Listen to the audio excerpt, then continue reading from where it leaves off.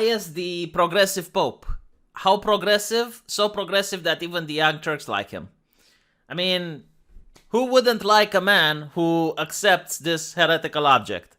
The symbol of an ideology which hunted down and persecuted Christians in many nations that it was being placed in.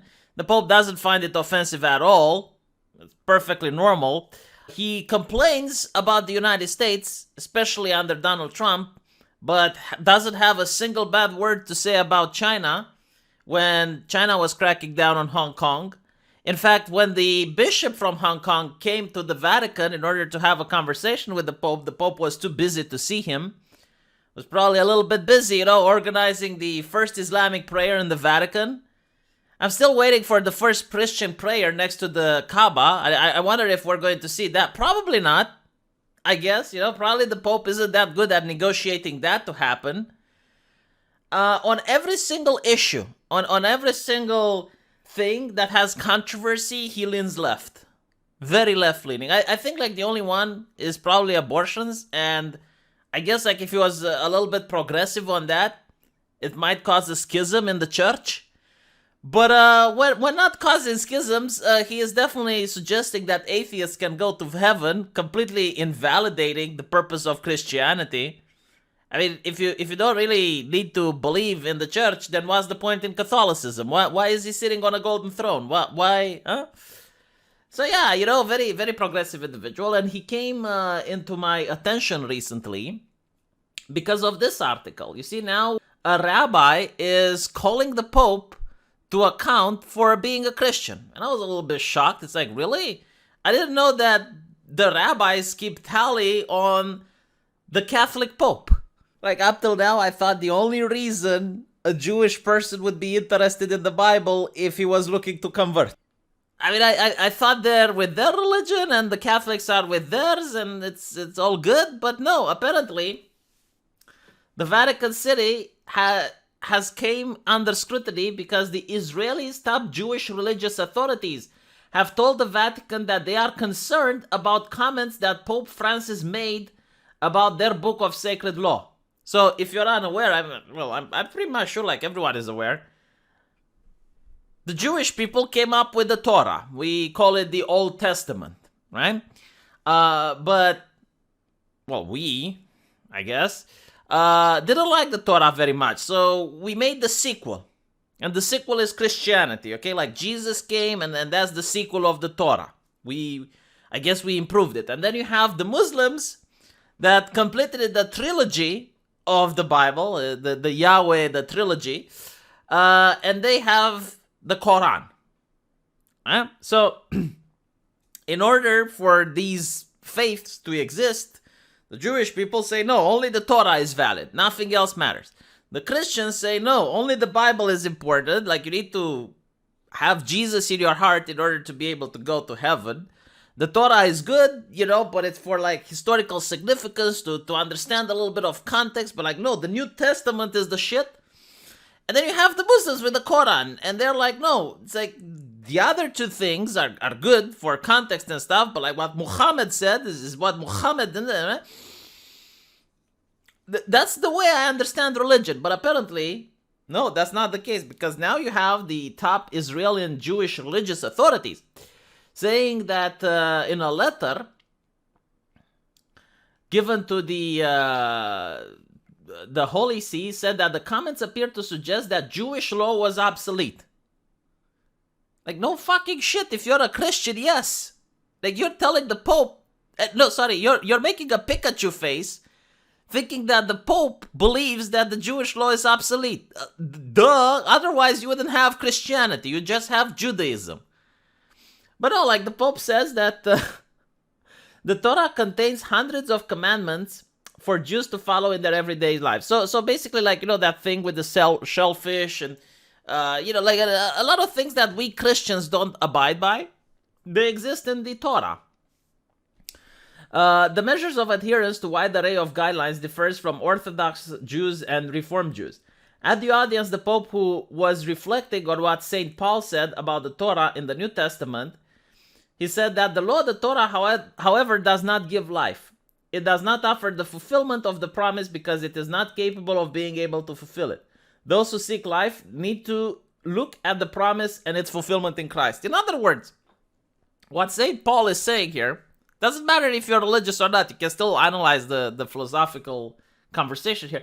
What St. Paul is saying is that only through Christ can you receive new life, aka salvation, aka in the afterlife go to heaven, right? Only through Christ. And this is why it's called Christianity. Pikachu face, right? I know, it's shocking. It's Christianity because it's Christ. And the top Israeli Jewish religious authorities are shocked by this revelation after how many, like 2,000 years of Christianity. They just figured out that the Pope and St. Paul believes these things. So the rabbi sent a letter in order to question the Pope on what the fuck is going on.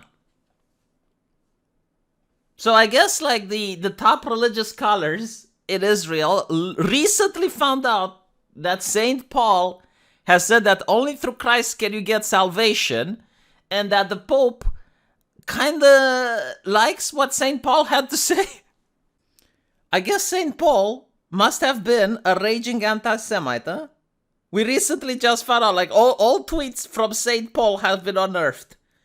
Can you imagine if Carlos Maza finds out what St. Paul had to say about gay people? Oof. You know what? I bet St. Paul doesn't even put his pronouns in the bio.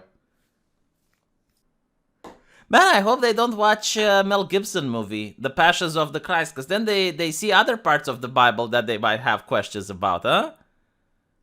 I hope they don't read the New Testament, because they might find it problematic towards the end. Like, maybe the ADL is going to get upset about the New Testament.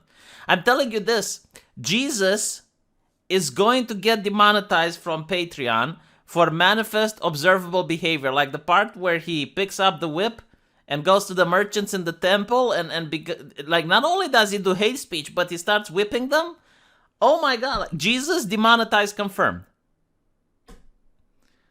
Now, the reason that I find this very interesting, right? Like, this is all jokes aside. Let's be serious for a little bit. I don't think that the top religious Jewish authorities are unaware of the Bible. I do think they're very much aware about how weak the Pope is in following the Catholic doctrine. And they're actually using this. It's like, oh, well, the relationships between the church and the Jewish people has been really good up till now, so why are you preaching this? What, in other words, by this, it's like what St. Paul said, which is like literally the core of Christianity, if you think about it. And I think like they're expecting that the Pope is going to give a weak response. And it's going to make the Pope look weaker than he already does. Personally, I wouldn't be shocked at this point, to tell you the truth. There is absolutely no way you can be a Christian and not claim that the only way to reach salvation is through Christ. Again, it's in the name. It's Christianity, right? I'm an atheist, all right? Like, I'm an atheist, and I have to make these arguments. Like, to me, this is shocking what I'm seeing here. And I honestly believe that the only reason that they wrote this letter is because they viewed the Pope as being very weak. Relationships between the Catholic Church and the Jews were revolutionized in 1965 when the Second Vatican Council repudiated the concept of collective Jewish guilt for the death of Jesus and became decades after interreligious dialogue. By the way, I never really understood this thing with the death of Jesus. Like, wasn't Jesus a Jew as well? So, and like, here's another thing that I don't get. And I don't think I'm wrong for saying this, because this is how I understand Christian doctrine. But God sent his only son on earth as a sacrifice in order to forgive the sins of Christianity, to show how much he loves mankind, and to give mankind a second chance. So, Jesus was destined to be crucified in order for the prophecy to be fulfilled, in order for people to have their sins forgiven, in order for redemption to happen. And if he wouldn't have been crucified, if he would have managed to live all the way happily ever after, then the prophecy wouldn't have been fulfilled. So you wouldn't have Christianity. Am I understanding this? So I never really got like the animosity that existed against the Jewish people for that Christians said it's like, oh, they killed Jesus. It's like, yeah, but like they had to, because that was God's plan. I mean, it's in God's design. It is the prophecy. And I'm saying this like as someone who would believe in Christianity, right? Which is probably why the Catholic Church abolished the Jewish people of the collective guilt and whatnot, because I never understood like how that makes sense. You know, like maybe I should have a conversation with a Catholic YouTuber. Maybe who did I get? Distributist? I like Distributist. I like it. Maybe I should talk with him about this, right? Because to me, it seems like if you have a time machine and you prevent Jesus from being crucified, then you're doing more harm than good. Because then the resurrection doesn't happen, and then, you know, he doesn't go to hell, doesn't break the shackles from Adam and Eve, doesn't create Christianity as a religion, he doesn't go back to heaven, right?